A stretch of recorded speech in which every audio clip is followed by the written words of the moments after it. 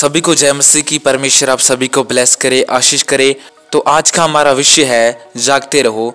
तो हम वचन पढ़ेंगे मत्ती की पुस्तक उसका 24 अध्याय और उसका 36 आयत से। उस दिन और उस घड़ी के विषय में कोई नहीं जानता, न स्वर्ग के दूत न पुत्र, परंतु केवल पिता। जैसे नूह के दिन थे वैसे ही मनुष्य के पुत्र का आगमन भी होगा। क्योंकि जैसे जल प्रलय से पहले के दिनों में जिस दिन तक कि नूह जहाज पर न चढ़ा उस दिन तक लोग खाते पीते थे और उनमें विवाह होते थे, और जब तक जल प्रलय आकर उन सब को बहा न ले गया तब तक उनको कुछ भी मालूम न पड़ा। वैसे ही मनुष्य के पुत्र का आगमन भी होगा। हालेलुया। यहाँ पे परमेश्वर के वचन में क्या लिखा है कि जैसे नूह के दिन थे वैसे मनुष्य के पुत्र का आगमन होगा। हालेलुया। क्योंकि जल प्रलय से पहले के दिनों में जिस दिन तक कि नूह जहाज पर न चढ़ा उस दिन तक लोग क्या करते थे? खाते पीते रहे। हालेलुया।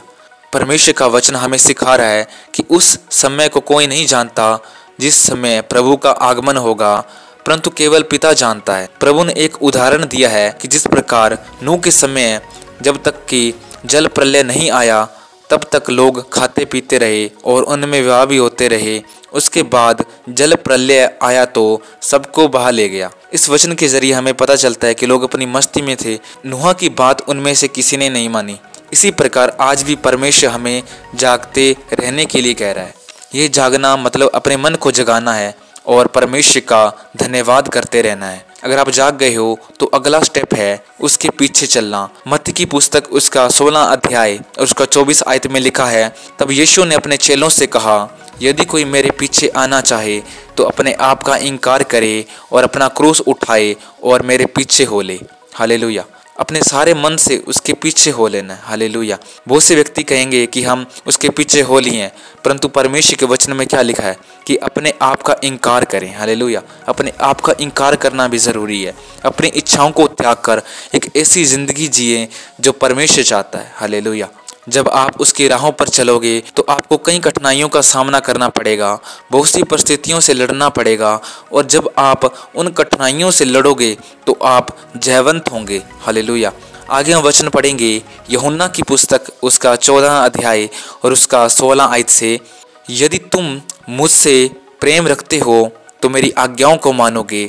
मैं पिता से विनती करूंगा और वह तुम्हें एक सहायक देगा कि वह सर्वदा तुम्हारे साथ रहे, अर्थात सत्य का आत्मा। हालेलुया। परमेश्वर किसकी बात कर रहा है? सत्य की आत्मा की बात कर रहा है। हालेलुया। पवित्र आत्मा की बात कर रहा है। और जब आप उससे प्रेम रखोगे, उसकी आज्ञाओं को मानोगे, तब परमेश्वर आपको एक ऐसा सहायक देगा। वो सहायक है परम पवित्र परमेश्वर का आत्मा, अर्थात पवित्र आत्मा। पवित्र आत्मा हमें वो सिखाता है जो आज तक कोई मनुष्य समझ नहीं पाया। पवित्र आत्मा आपको परमेश्वर के गहरे भेदों को सिखाएगा। तो अगला स्टेप है रूहें बचाना। ये परमेश्वर की सब आज्ञाओं में से एक ऐसी आज्ञा है जो परमेश्वर आपसे प्रसन्न होता है।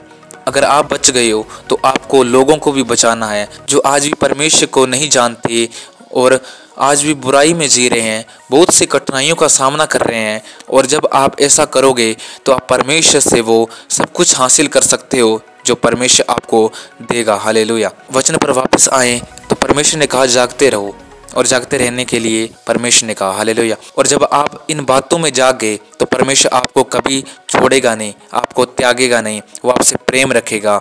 और जब परमेश्वर इस धरती पर आएंगे तो उससे पहले आप तैयार होंगे। हालेलुया। जब परमेश्वर इस धरती पर आएंगे तो आप उससे पहले तैयार होंगे। जब आप इन बातों को फॉलो करोगे तो परमेश्वर आप सभी को ब्लेस करे, आशीष करे। अगर और भी गहरे भेदों को जानना चाहते हो तो आप हमारे चैनल को सब्सक्राइब कर सकते हो और भी परमेश्वर के गहरे भेदों को जान सकते हो। तो परमेश्वर इन वचनों के द्वारा आप सभी को ब्लेस करे, आशीष करे। सभी को जय मसीह की। God bless you.